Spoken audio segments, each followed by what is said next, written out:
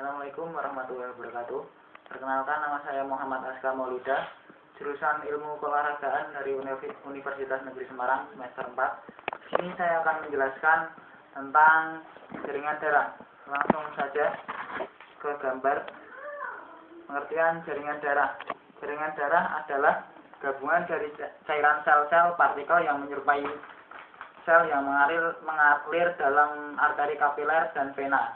Darah adalah cairan yang terdapat pada hewan tingkat tinggi yang berfungsi sebagai alat transportasi zat seperti oksigen, bahan hasil metabolisme tubuh, pertahanan tubuh dari serangan kuman, dan lain-lain.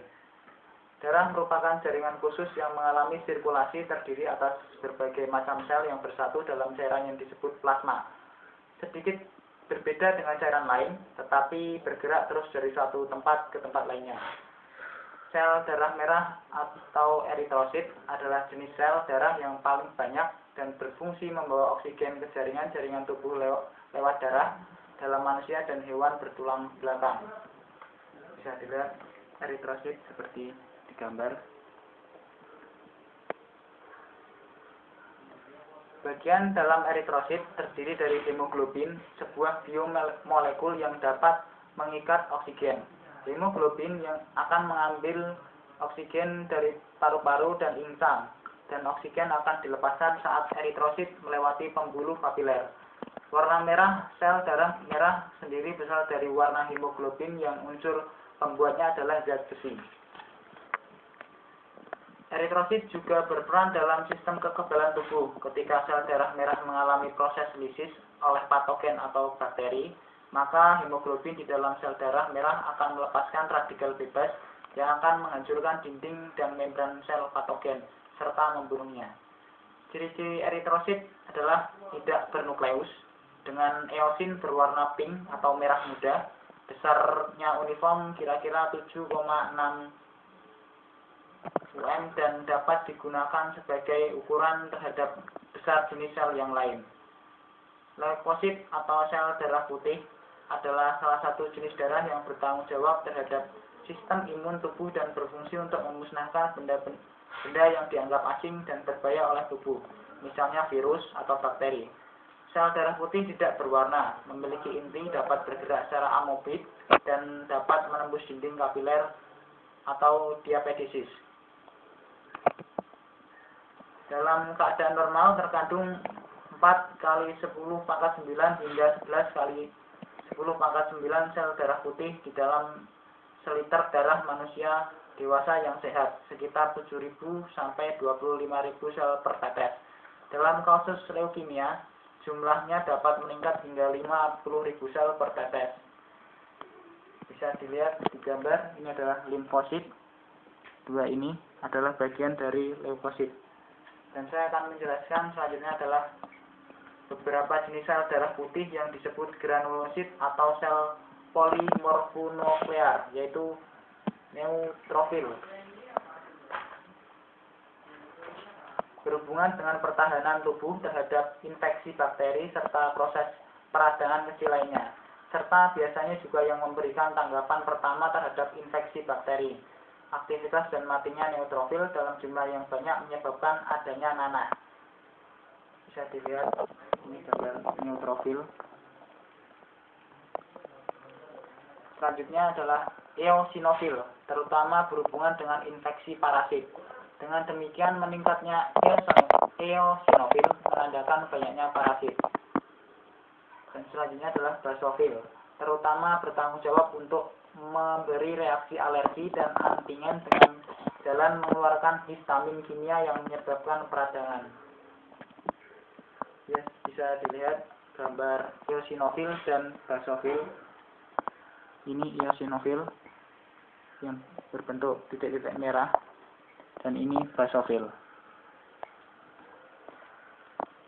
Dan selanjutnya adalah ada dua jenis lain tanpa granula dalam sitoplasma. Yang pertama adalah limfosit atau lebih umum dalam sistem limfa. Darah mempunyai 3 jenis limfosit. Sel B membuat antibodi yang mengikat patogen lalu menghancurkannya. Sel B tidak hanya membuat antibodi yang dapat mengikat patogen, tapi setelah adanya serangan, Beberapa sel B akan mempertahankan kemampuannya dalam menghasilkan antibodi sebagai layanan sistem memori. Sel T. Sel T mengkoordinir tanggapan ketahanan yang bertahan dalam infeksi HIV, serta penting untuk menahan bakteri intraseluler. Sitotoksik dapat membunuh sel yang terinfeksi virus. Sel natural killer, sel pembunuh alami, dapat membunuh sel tubuh yang tidak menunjukkan sinyal bahwa dia tidak boleh dibunuh karena telah terinfeksi virus atau telah menjadi kanker. Yang selanjutnya adalah monosit. Monosit membagi fungsi sebagai pembersih vakum atau fagositosis dari neutrofil, tetapi lebih jauh dia hidup dengan tugas tambahan, memberikan potongan patogen kepada sel T sehingga patogen tersebut dapat dihafal dan dibunuh atau dapat membuat tanggapan antibodi untuk menjaga. Kita lihat, ini adalah gambar monosit.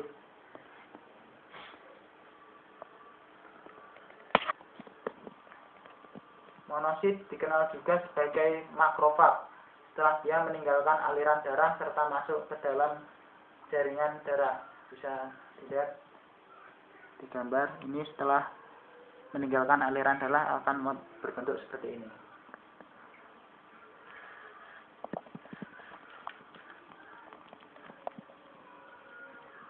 Selanjutnya adalah keping darah atau trombosit. Keping darah atau lempeng darah bisa disebut seperti itu juga adalah sel anuklear atau nukleoid, tidak mempunyai nukleus pada DNA-nya, dengan bentuk tak beraturan dengan ukuran diameter 2-3 mikrometer yang merupakan fragmentasi dari megakaryosit. Keping darah tersirkulasi dalam darah dan terlibat dalam mekanisme hemostasis. Tinggal sel dalam proses pembukaan darah dengan membentuk darah beku. Bisa dilihat, ini adalah gambar keping darah. Ukurannya lebih kecil daripada yang lainnya. Rasio plasma keping darah normal berkisar antara 200.000 sampai 300.000 keping per mikrometer kubik. Nilai di bawah rentang tersebut dapat menyebabkan pendarahan. Sedangkan nilai di atas rentang yang sama dapat meningkatkan resiko trombosis. Trombosit memiliki bentuk yang tidak teratur, tidak berwarna, tidak berinti, berukuran lebih kecil dari eritrosit dan leukosit, dan mudah pecah bila tersentuh benda kasar. Oke, mungkin itu saja yang dapat saya sampaikan. Mohon maaf bila ada kesalahan.